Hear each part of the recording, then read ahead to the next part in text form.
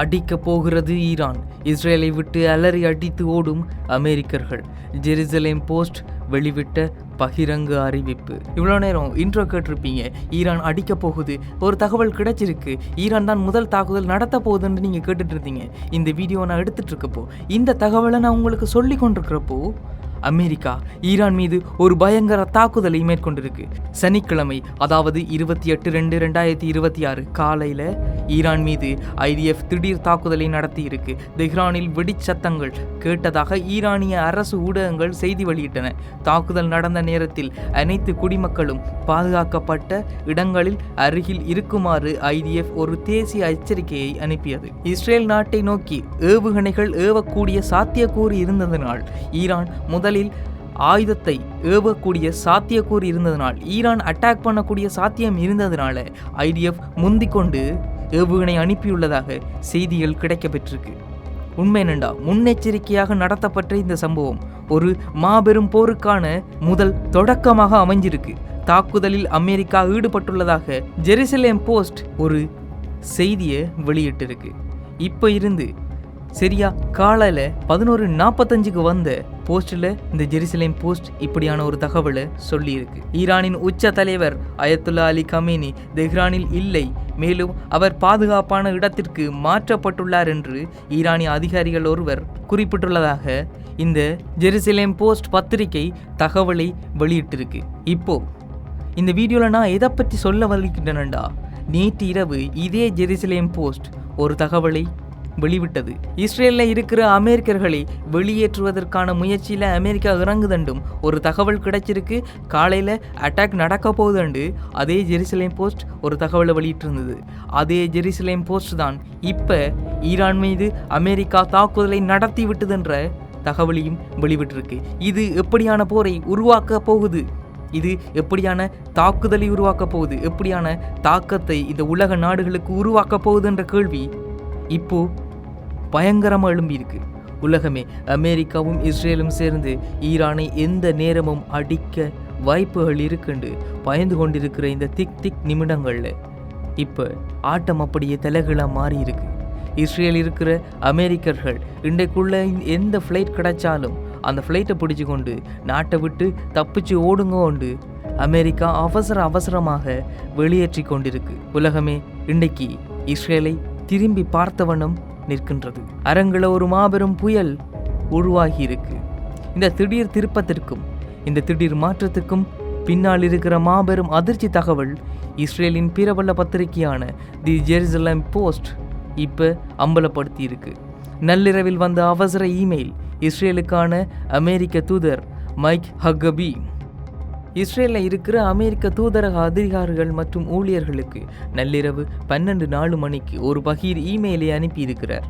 அந்த இமெயிலில் அவர் மிக தெளிவாக உடனடியாக இன்றைக்குள்ள எல்லோரும் இஸ்ரேலை விட்டு வெளியேற வேண்டுமென்ற அறிவிப்பை மேற்கொண்டிருக்கார். அந்த நாட்டுக்கு எந்த ஃப்ளைட் கிடைச்சாலும், அந்த நாட்டை விட்டு வெளியால் போகிறதுக்கு எந்த ஃப்ளைட் கிடைச்சாலும் முதல்ல அந்த ஃப்ளைட்டை பிடிச்சு கொண்டு நாட்டை விட்டு வெளியில் போகிறது மட்டும்தான் முக்கியமான செயற்பாடாக இருக்கணும், அதை மட்டும்தான் முக்கியமாக நீங்கள் பார்க்கணுமென்று அவசரமாக அந்த தகவலை சொல்லியிருக்கார்.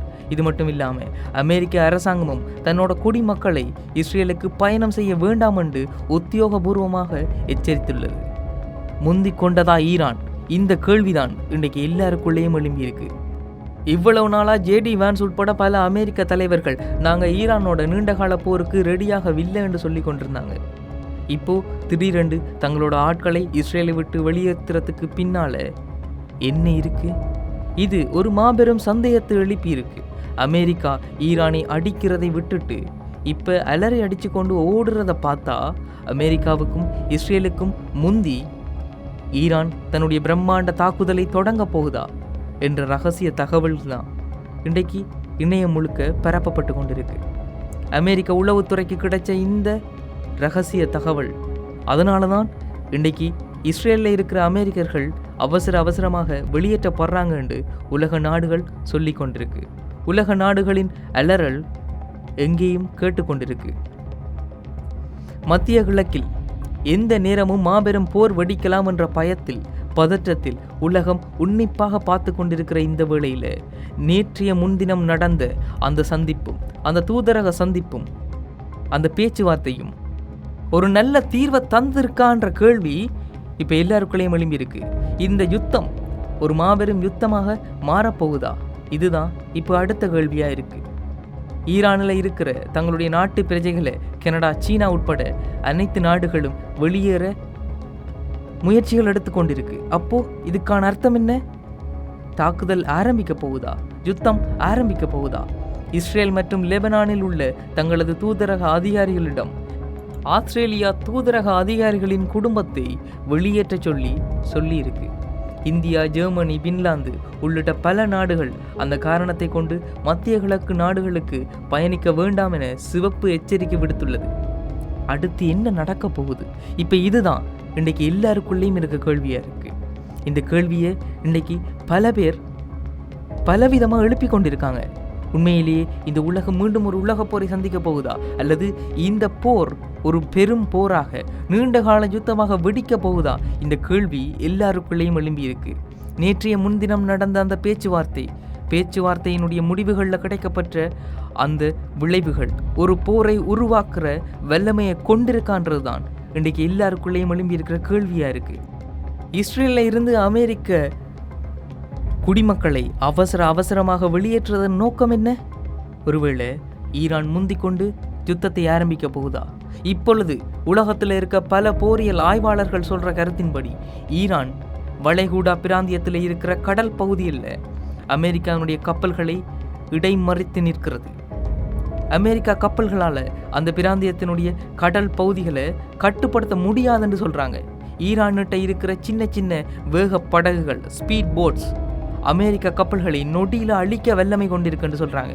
ஒரு ஏவுகணையை விட அந்த ஸ்பீட் போட்டினுடைய வேகம் அதிகமாக இருக்கும் என்று சொல்கிறாங்க. ஈழ கடற்பரப்பில் இருந்து அந்த ஸ்பீட் போட்டினுடைய அந்த யுத்தத்தினுடைய பாடத்தை கற்றுக்கொண்டதா ஈரான் என்ற கேள்வி இன்றைக்கு தமிழர்கள் மத்தியில் எழும்பி இருக்கு.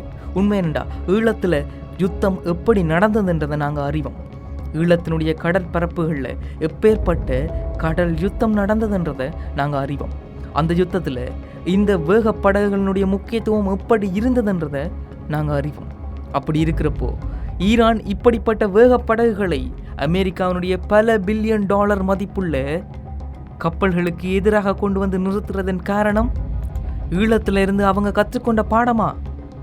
உண்மையிலேயே ஈழத்தில் இருந்து அவர்கள் கற்றுக்கொண்ட பாடத்தினுடைய பிரதிபலிப்பு தான் இந்த வேக படகுகளா? இந்த கேள்வி இன்றைக்கு எல்லாருக்குள்ளேயும் எழும்பி இருக்கு. இப்போ அமெரிக்கா பயப்படுறதுக்கான காரணமும் அதுவாக தான் அமைஞ்சிருக்கு. இந்த வேக படகுகளை பொறுத்த வரைக்கும் சில லட்சம் டாலர்களில் வேக படகுகளை உருவாக்க முடியும். ஆனால் அந்த சில லட்சம் டாலர் மதிப்புள்ள வேக படகுகள் அமெரிக்காவினுடைய பல பில்லியன் டாலர் மதிப்புள்ள கப்பல்களை அழிக்கவல்லது. USS ஆப்ரஹாம் லிங்கன் உட்பட பல ஏவுகணை தாங்கிய கப்பல்கள் வளைகுடா நாடுகளில் வந்து இறங்கி இருக்கின்றது எங்கள் எல்லாருக்குமே தெரியும். அப்பேற்பட்ட கப்பல்களை அழிக்க வெல்ல ஒரு வேக படகுகள் ஈரான்கிட்ட இருக்கண்டா. அமெரிக்கா பயந்து தானே ஆகணும், அமெரிக்கா பின்வாங்கித்தானே ஆகணும். உண்மை என்னண்டா, 24 மணித்தியாலத்துக்குள்ளே அமெரிக்காவினுடைய பிரஜைகளை இஸ்ரேலை விட்டு வெளியேற்றுறதுக்கான காரணமாக சொல்லப்படுறது ஈரான் முந்தி கொண்டு தாக்குதல் நடத்த போகுது, இஸ்ரேலை அடித்து நொறுக்க போகுதுன்னு இன்றைக்கு போரியல் ஆய்வாளர்கள் சொல்லி கொண்டிருக்காங்க. இந்த கவுண்டவுன் ஆரம்பமாகிவிட்டது. இந்த அச்சுறுத்தலில் தான், இந்த பயத்தில் தான் இன்றைக்கு ஈரானும் அமெரிக்காவும் நடுங்கி கொண்டிருக்கண்டு போரியல் ஆய்வாளர்கள் சொல்லி கொண்டிருக்காங்க. அது எல்லாத்தையும் தாண்டி ஈரான்கிட்ட இருக்கிற ஏவுகணைகள் கிட்டத்தட்ட ஒரு நாளைக்கு 10,000 ஏவுகணைகளை ஏவக்கூடிய வல்லமையை கொண்டிருக்கு ஈரான். இந்த ஏவுகணைகளை வச்சு இஸ்ரேலை நொடியில் அழிக்க முடியும் என்று சொல்லி கொண்டிருந்தாலும் போன 15 நாள் யுத்தத்தில் என்ன நடந்ததுன்றதை நாங்கள் பார்த்தோம். இஸ்ரேலினுடைய அயன் டூம் டெக்னாலஜி உலகத்திலேயே எந்த ஒரு உலக நாடுகள்கிட்டையுமே இல்லாத ஒரு டெக்னாலஜி என்று இஸ்ரேல் மார்தட்டி கூறிக்கொண்டிருந்த அந்த அயன் டூம் டெக்னாலஜியை நொடியில் அழித்த கதையை நாங்கள் பார்த்தோம். அந்த அயன் டூம் டெக்னாலஜியை தாண்டி, அந்த வான் பாதுகாப்பை தாண்டி ஈரானது ஏவுகணைகள் இஸ்ரேலுக்குள்ளே விழுந்த கதையை நாங்கள் பார்த்தோம். அப்படி இருக்கிறப்போ இப்போ ஒரு யுத்தம் ஆரம்பித்தா இஸ்ரேலால் அதை எதிர்கொள்ள முடியுமான்னு பார்த்தா உண்மையிலேயே இஸ்ரேல்கிட்ட இருக்கிற இராணுவ பலம் ஈரான்கிட்ட இல்லை. ஆனால் ஈரானுடைய அந்த ப்ராக்சி வார், அந்த நிழல் யுத்தம் இஸ்ரேலால் எதிர்கொள்ள முடியாத ஒன்றா தான் இருக்குது. இஸ்ரேல் அமெரிக்காவை துணைக்கு கூப்பிட்றதுக்கு காரணமாக அமைகிறதும் அந்த ப்ராக்ஸி வார் தான். உண்மை என்னண்டா, அமெரிக்கா ஈரானது கடற்பரப்புகளில் முடங்கி போயிருக்கு. அமெரிக்காவால் தாக்குதல் நடத்த முடியாத கட்டாயத்தில் அமெரிக்கா இன்றைக்கு நிற்கிது. ஆனால் ஈரான் முந்தி அடித்து கொண்டு தாக்குதல் நடத்த போகுதான்ற கேள்விதான் இன்றைக்கு எல்லாருக்குள்ளேயும் எழும்பியிருக்கு. திடீரென்று அமெரிக்காவினுடைய பிரஜைகளை இஸ்ரேலிருந்து வெளியேற்றுறதும் அண்டைய நாடுகளிலிருந்து வெளியேற்றுறதுக்கும் இஸ்ரேலுக்கு எந்த அமெரிக்க பிரஜைகளையும் வரவிடாமல் பண்ணுறதுக்கும் காரணம் என்ன? ஒருவேளை போர் ஆரம்பிக்க போகுதா? உங்களுடைய கருத்துக்களை கமெண்ட்டில் சொல்லுங்கள். இந்த வீடியோ பிடிச்சிருந்தா லைக் பண்ணுங்கள். இது IBC தமிழ்.